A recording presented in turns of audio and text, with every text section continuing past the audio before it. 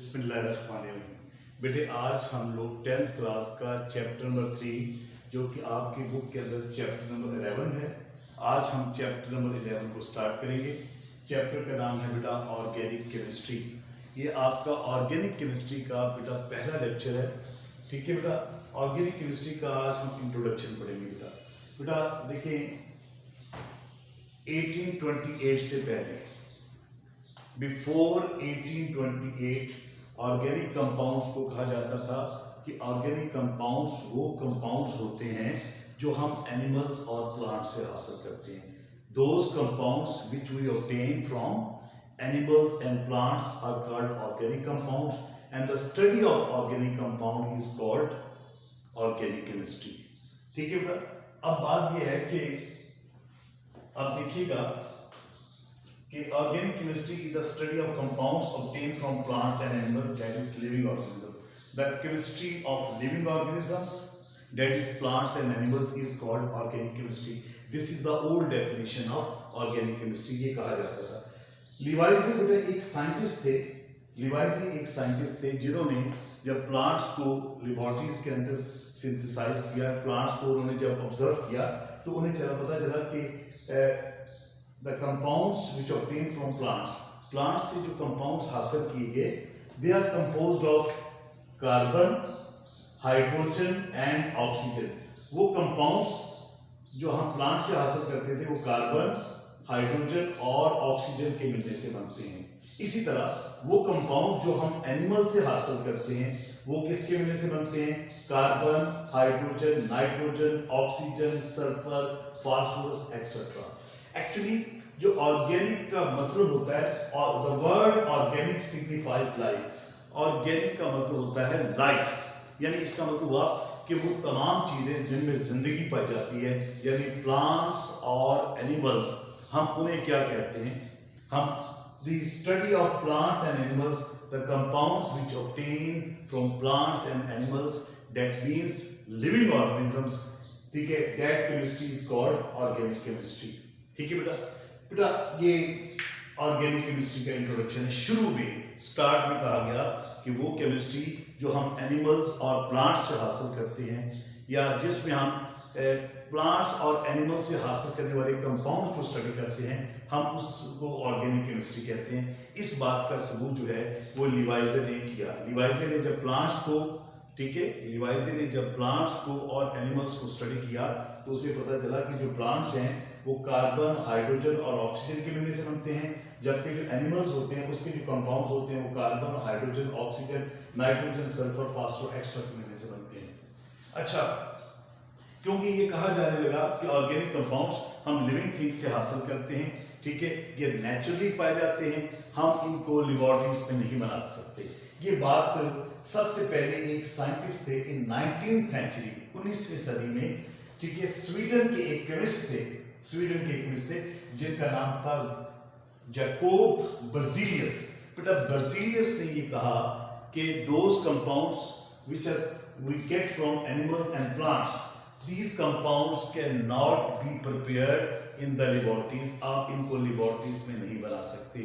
उसने एक थ्योरी पेश की जिसका नाम था वाइटल फोर्स थ्योरी। क्वेश्चन आ जाता है पेपर के अंदर कि what is vital force theory, ठीक है, और उसके बाद पूछता है कि how vital force theory was rejected. Vital force theory जो है वो कैसे रिजेक्ट हुई? तो बेटा according to this theory which was given by Berzelius ने ये पेश की। वाइटल फोर्स थ्योरी क्या है? वाइटल फोर्स थ्योरी के मुताबिक जो ऑर्गेनिक कंपाउंड्स है वो हम लिविंग ऑर्गेनिजम्स यानी प्लांट्स और एनिमल्स से हासिल करते हैं। इन ऑर्गेनिक कंपाउंड्स को हम लेबोरेटरीज में नहीं बना सकते क्योंकि इनको बनाने के लिए एक पोशीदा छुपी हुई फोर्स चाहिए जिसका नाम है मिस्टीरियस फोर्स, वाइटल फोर्स। अब ये जो मिस्टीरियस या वाइटल फोर्स होती है ये नेचुरली पाई जाती है प्लांट्स और एनिमल्स में, जिससे ये ऑर्गेनिक कंपाउंड बनते हैं। बर्जीलियस ने कहा ये मिस्टीरियस फोर्स हम लेबोरेटरीज पे नहीं बना सकते। All the organic compounds are form या prepared naturally in the influence of mysterious force.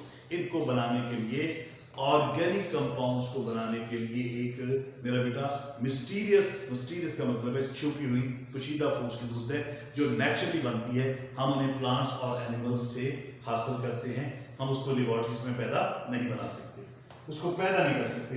लिहाजा इस फोर्स के मुताबिक, इस थ्योरी के मुताबिक which is called vital force theory, फिर सुन लें, the organic compounds cannot be prepared in the laboratories because for the preparation of these compounds a mysterious force is required.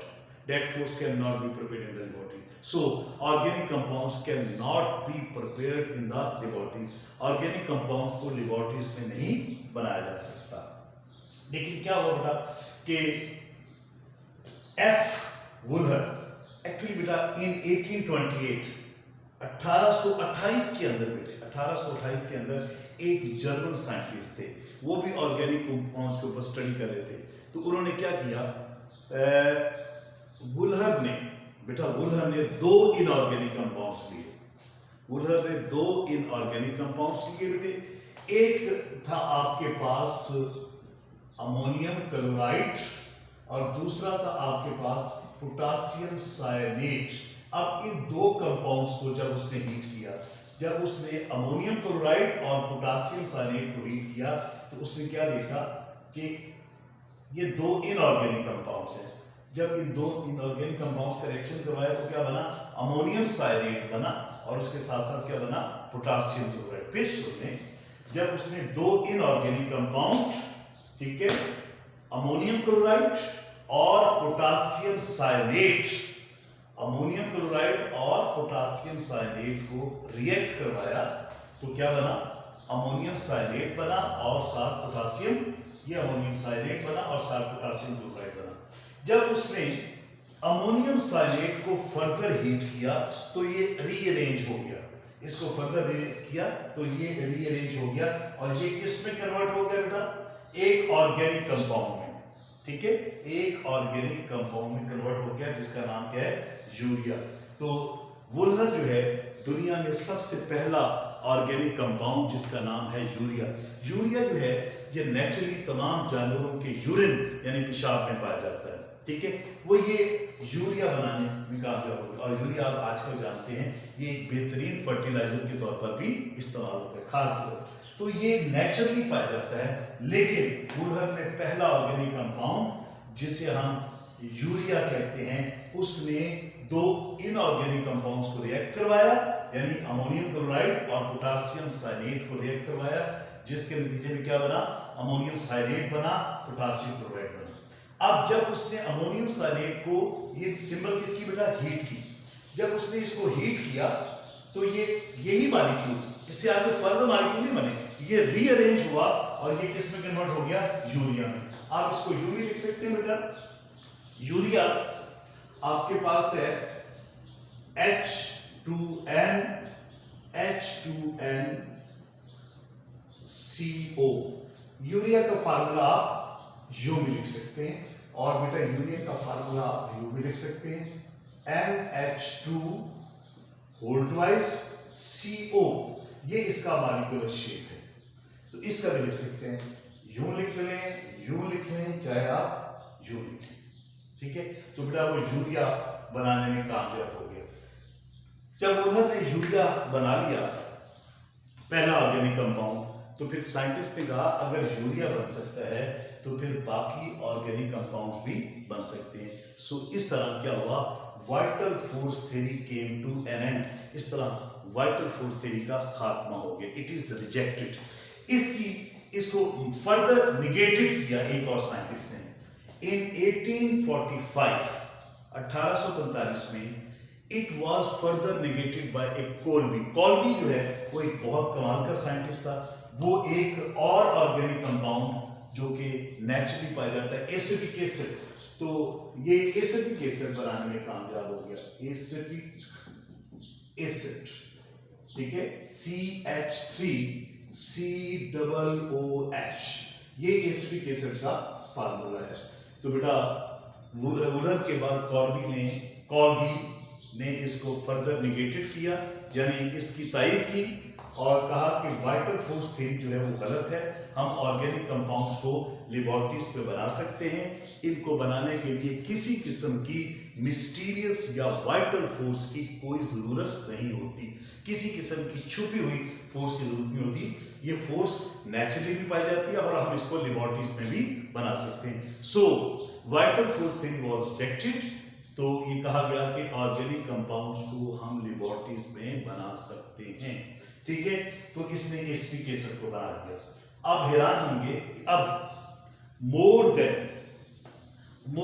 Then 10 million, बेटा 1 million, 1 million is equal to 10 lakh, more than 10 million organic compounds are prepared in the laboratories by the scientist.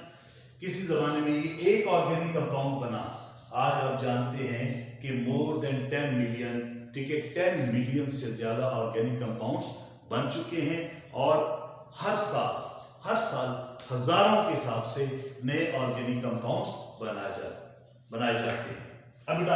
अब देखिए भी organic compounds अनगिनत हैं, ठीक है। आप अपने इर्द गिर्द देखें, प्लास्टिक को देख लें, ठीक है, और आप लोग बेशुमार चीजें हैं, ठीक है। आप फोम देख लें, आपकी घरों में है, वो किसका बना हुआ बेटा, ठीक है। ये सब के सब पेट्रोकेमिकल्स जितने भी सारे के सारे ये बेटा हम किससे हासिल करते हैं, ऑर्गेनिक केमिस्ट्री। अगर आप ऑर्गेनिक कंपाउंड्स को देखें तो ये हमारी डेली लाइफ के अंदर इस्तेमाल होते हैं, हजारों हिसाब से ऑर्गेनिक कंपाउंड्स हैं। चंद एक का नाम बता रहा हूँ आपको बेटा, कार्बोहाइड्रेट्स, ठीक है, आप जितनी भी चीजें खाते हैं मीठी, ठीक है, वो सारी की सारी क्या है बेटा, वो ऑर्गेनिक कंपाउंड्स के मिलने से बनती है, ठीक है। कार्बोहाइड्रेट्स है, प्रोटीन्स है, लिपिड्स, देखिए बेटा carbohydrates, proteins, lipids, enzymes, vitamins, drugs, pharmaceutical products, ठीक है, फर्टिलाइजर्स, प्लास्टिक, पेस्टिसाइड्स। पेस्टिसाइड्स क्या होती है बेटा, कीड़े मार अद्वियात होती है पेस्टिसाइड्स।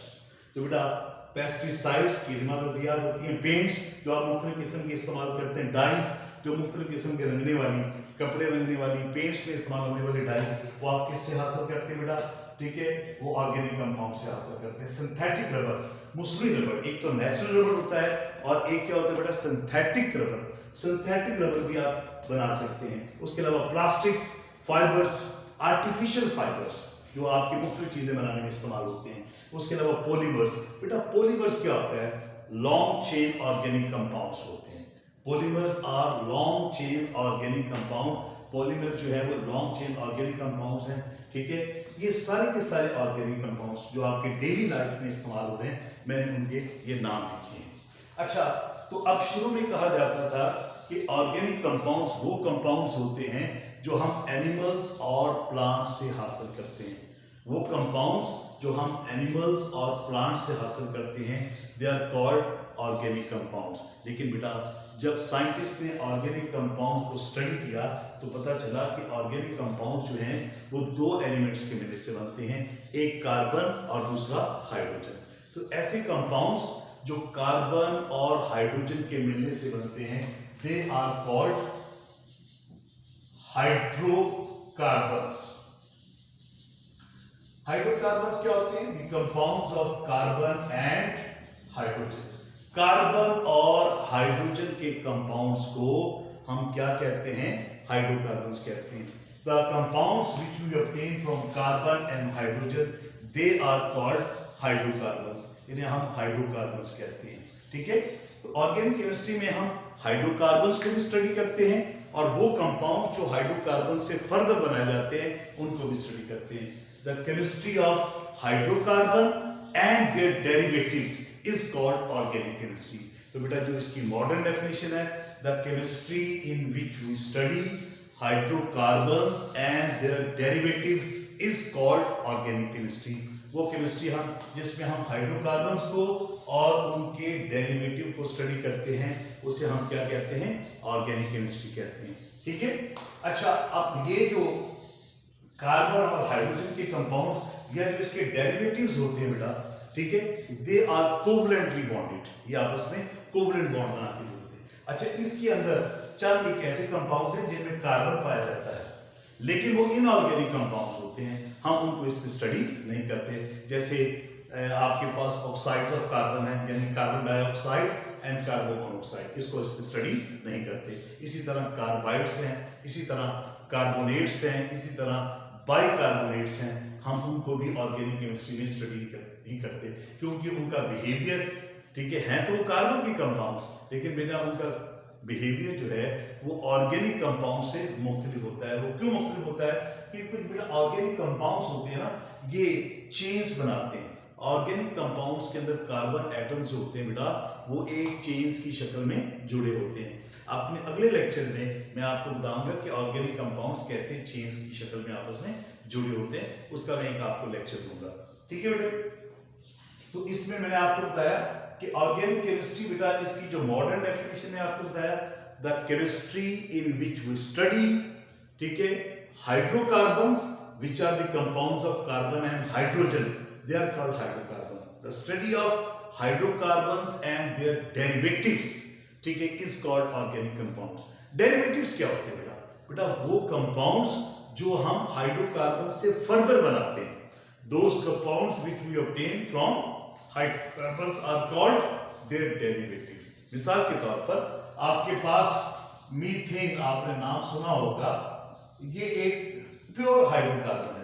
अब मीथेन से आगे हम लोग क्या बनाते हैं? फर्ज करिए एक कंपाउंड बनाते हैं, दिस इज कॉल्ड क्लोरोफॉर्म, जो बेहोश करने के लिए इस्तेमाल होता है, ठीक है। डॉक्टर जो है ना पेशेंट को बेहोश करने के लिए इस्तेमाल करते हैं क्लोरोफॉर्म, CH3 अब ये डेरिवेटिव है, ठीक है। ये हमने किससे बनाया बेटे? हमने ये मीथेन से बनाया। तो वो कंपाउंड्स जो हम किसी हाइड्रोकार्बन से आगे फर्दर प्रिपेयर करते हैं, उससे ड्राइव करते हैं, उसे बनाते हैं, उसे हम क्या कहते हैं? ऑर्गेनिक केमिस्ट्री कहते हैं। तो बेटा थोड़ा सा व्यू आपको मैं दोबारा दे दूं इसका, कि शुरू में ये कहा जाता था कि ऑर्गेनिक कंपाउंड्स वो कंपाउंड्स होते हैं जो हम कार्बन और किससे हासिल करते हैं, कार्बन और हाइड्रोजन के जो कंपाउंड्स होते हैं उन्हें हम क्या कहते हैं? हाइड्रोकार्बन्स कहते हैं बेटा, ठीक है बेटा। और हाइड्रोकार्बन से आगे जो फर्दर कंपाउंड्स बनाए जाते हैं उन्हें हम क्या कहते हैं? डेरिवेटिव कहते हैं, ठीक है। तो बेटा कार्बन और हाइड्रोजन के कंपाउंड्स को हाइड्रोकार्बन्स कहते हैं, और बेटा हाइड्रोकार्बन्स और उनके डेरिवेटिव की स्टडी को हम क्या कहते हैं? ऑर्गेनिक केमिस्ट्री कहते हैं, ठीक है। The chemistry in which we study hydrocarbons and their derivatives. तो बेटे आपने इस लेक्चर को गौर से देखना है, इसको पढ़ना है, इंशाल्लाह आई होप ये आपको समझ आ जाएगा। Thank you very much.